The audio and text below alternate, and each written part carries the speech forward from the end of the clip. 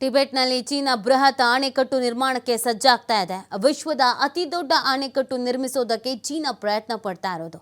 ಬ್ರಹ್ಮಪುತ್ರ ನದಿಗೆ ಚೀನಾದಿಂದ ಅಣೆಕಟ್ಟು ನಿರ್ಮಾಣ, ಚೀನಾದ ಬೃಹತ್ ಅಣೆಕಟ್ಟು ಸಮಸ್ಯೆ ತಂದೊಡ್ಡುತ್ತಾ ಅನ್ನೋದು ಪ್ರಶ್ನೆ.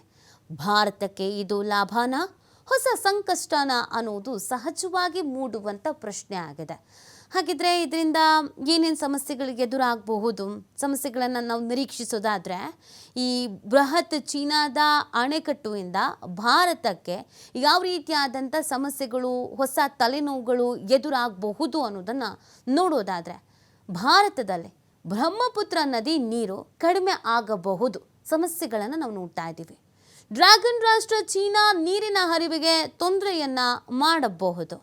ನೀರು ಇಲ್ಲದೆ ಜೀವ ವೈವಿಧ್ಯತೆಯ ಮೇಲೆ ಇದು ಪರಿಣಾಮ ಬೀರಬಹುದಾದ ಸಾಧ್ಯತೆಗಳಿದೆ. ನದಿಯ ನೈಸರ್ಗಿಕ ಹರಿವು ಪರಿಸರದ ವ್ಯವಸ್ಥೆ ಬದಲಿಸಬಹುದು. ಇದು ನಮಗಾಗುವಂಥ ಸಮಸ್ಯೆ, ಅಂದರೆ ಭಾರತಕ್ಕೆ ಎದುರಾಗುವಂಥ ಸಮಸ್ಯೆ.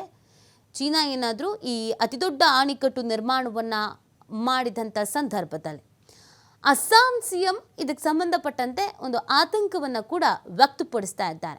ಅಸ್ಸಾಂ ಸಿಎಂ ಏನು ಹೇಳ್ತಾ ಇದ್ದಾರೆ, ಏನು ಆತಂಕವನ್ನು ವ್ಯಕ್ತಪಡಿಸ್ತಾ ಇದ್ದಾರೆ ಅನ್ನೋದನ್ನು ನೋಡೋದಾದರೆ, ಅಣೆಕಟ್ಟು ಬಗ್ಗೆ ಅಸ್ಸಾಂ ಸಿಎಂ ಹಿಮಂತ ಬಿಸ್ವಾ ಶರ್ಮಾ ಆತಂಕವನ್ನು ವ್ಯಕ್ತಪಡಿಸ್ತಾ ಇರೋದು. ಅಣೆಕಟ್ಟು ನಿರ್ಮಾಣವಾದ ನಂತರವೇ ಅದರ ಪರಿಣಾಮ ಏನೇನು ಅನ್ನೋದು ಗೊತ್ತಾಗುತ್ತೆ.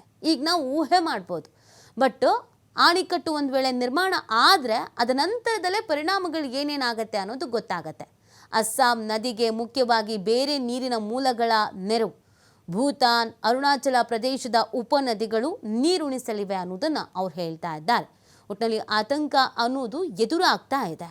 ಸೊ ಚೀನಾದ ಬೃಹತ್ ಅಣೆಕಟ್ಟಿನಿಂದ ಇಷ್ಟೆಲ್ಲ ಸಮಸ್ಯೆಗಳನ್ನು ಎದುರಿಸಬಹುದು ಅನ್ನೋದನ್ನು ಹೇಳಲಾಗ್ತಾ ಇದೆ.